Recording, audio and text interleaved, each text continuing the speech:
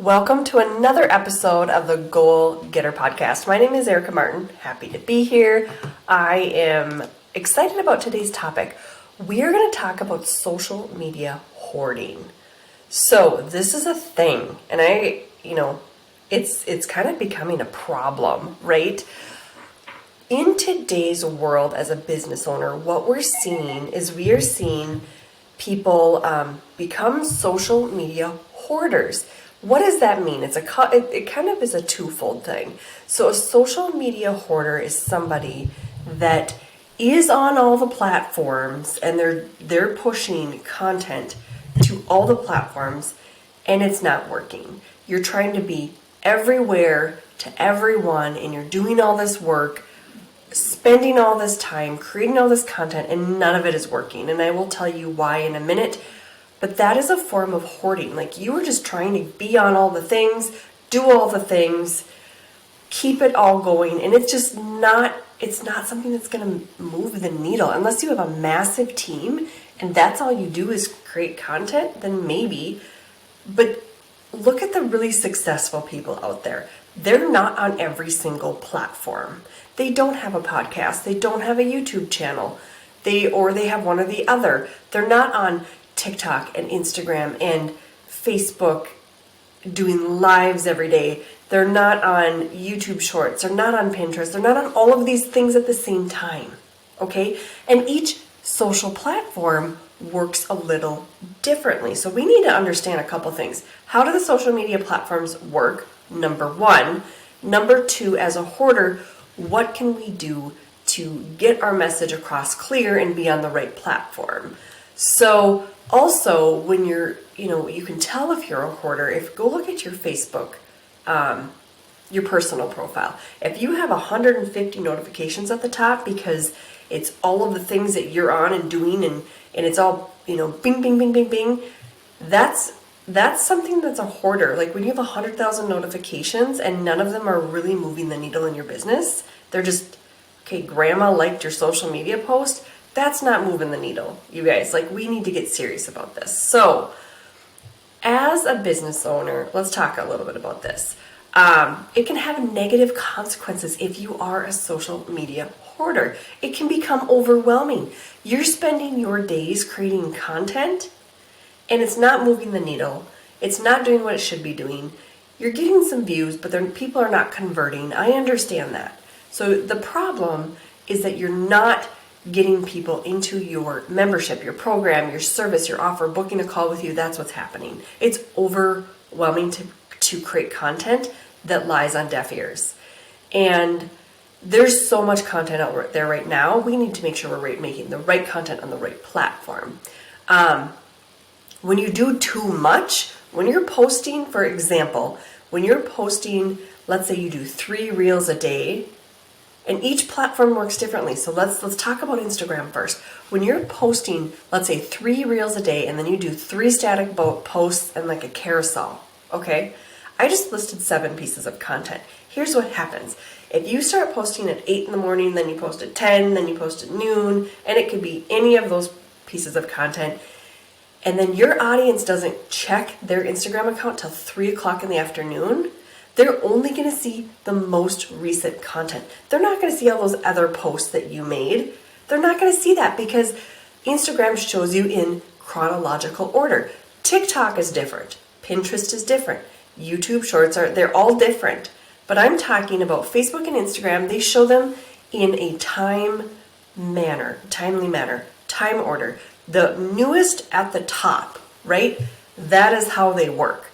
So, knowing that, I say push 1 piece of content on Instagram. I don't care if it's a reel, a post it 1 time a day. Give it 24 hours to breathe. Now your stories are different. Your stories are for your audience. Your reels are for new people. Your posts are for both new people and existing people that follow your content. Your stories are for only the people that like your page. You can be on there and get that puppy running all the time. I don't care. You can sell on your stories because that's your warm audience. Your reels are for your cold audience, so treat them differently. A lot of people like to show their reels to the stories. I'm fine with that.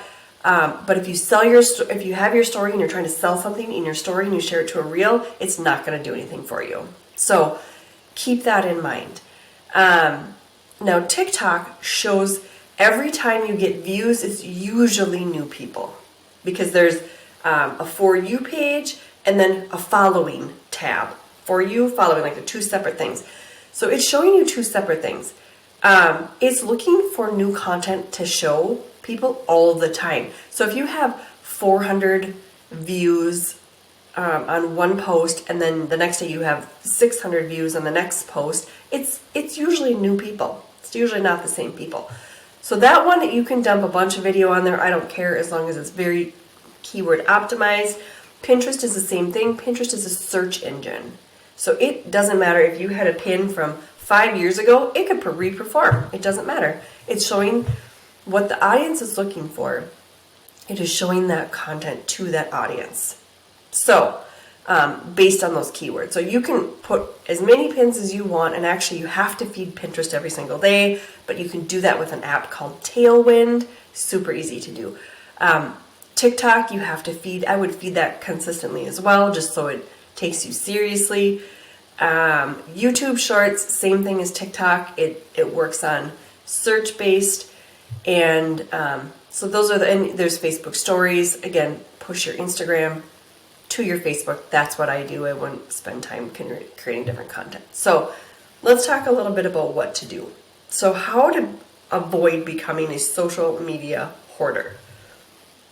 Number one, define your goal. What is your goal for social media? I always tell my clients and my students inside of my program, socialmediasociety.biz, I tell them, start with the end goal. What's the end result you want to give? Is it a membership program? Is it a product? Is it a service? Is it booking a call with you? Is it signing up for a course? Start with that and work your way backwards.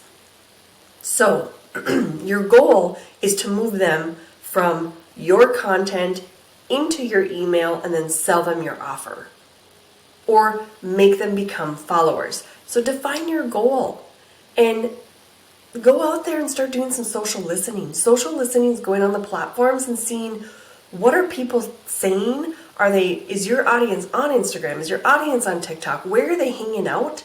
Are they just a Facebook, a little bit older and they're on Facebook? Go try to figure out where your audience is. Go into Facebook groups, start seeing what these people are saying. The answers are online. I guarantee it. Limit your content to really good stuff.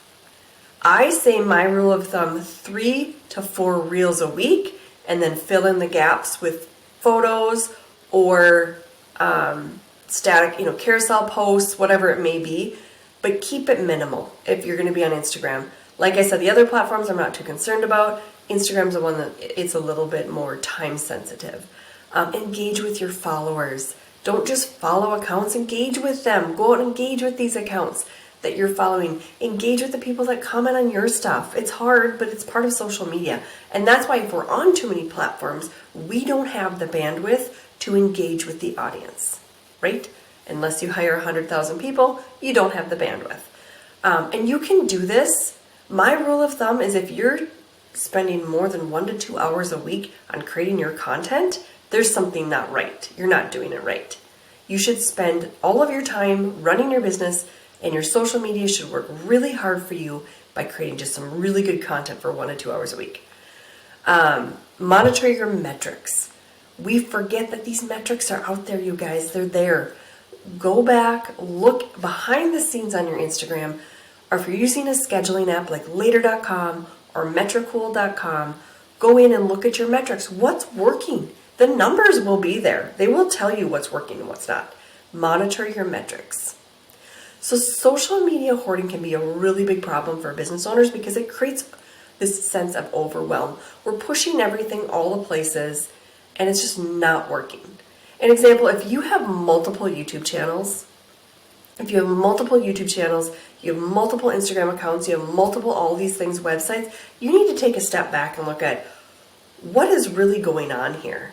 And I get you can have an online brand and a brick and mortar and all of that, but how can you bring them together to be something that's unified? How can you provide clarity to your audience? So if you have multiple accounts, like you have an account for your podcast, an account for X, Y, your, whatever it is, look at that. Is that working? Because I'm guessing it's not.